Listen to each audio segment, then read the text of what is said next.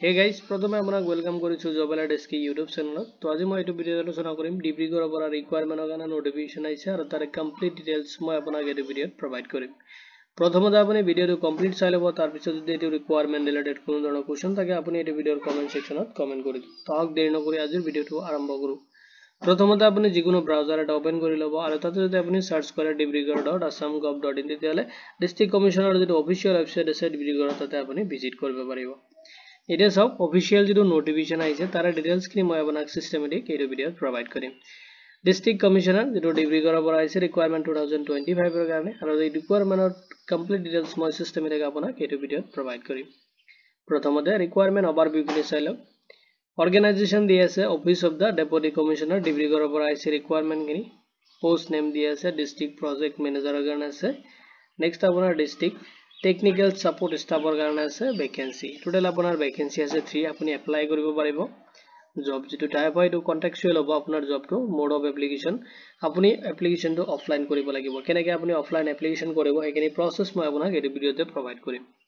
Job লোকেশনটো Dibrugarh আসামত হ'ব।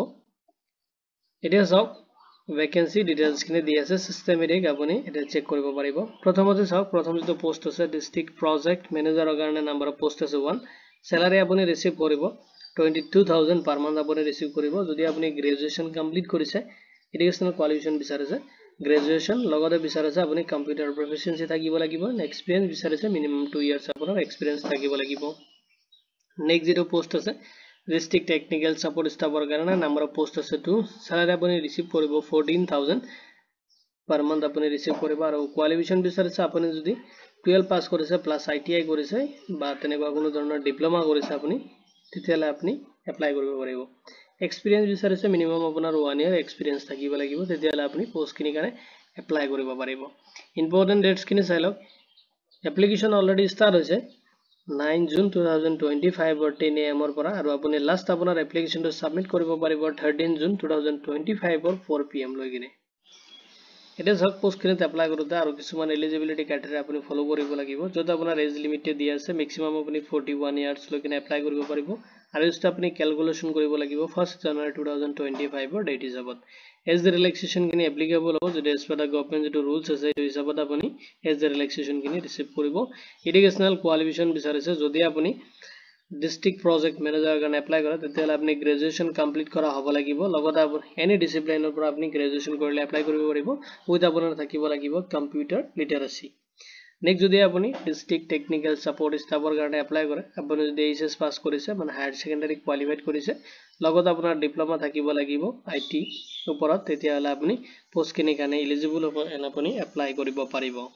এটা চাওক সিলেকশন প্ৰসেস প্ৰথমতে আপুনি ৰিটেন টেষ্ট দিব লাগিব যত আপোনাৰ 50 মাৰ্কৰ হ'ব MCQ যেটো অবজেক্টিভস টাইপ হ'ব আৰু আপোনাৰ ভাইভা ইন্টাৰভিউ হ'ব 50 মাৰ্ক 100 মাৰ্ক হ'ব তাৰ ওপৰত আপোনাৰ সিলেকশন প্ৰসেস খিনি কমপ্লিট কৰা হ'ব।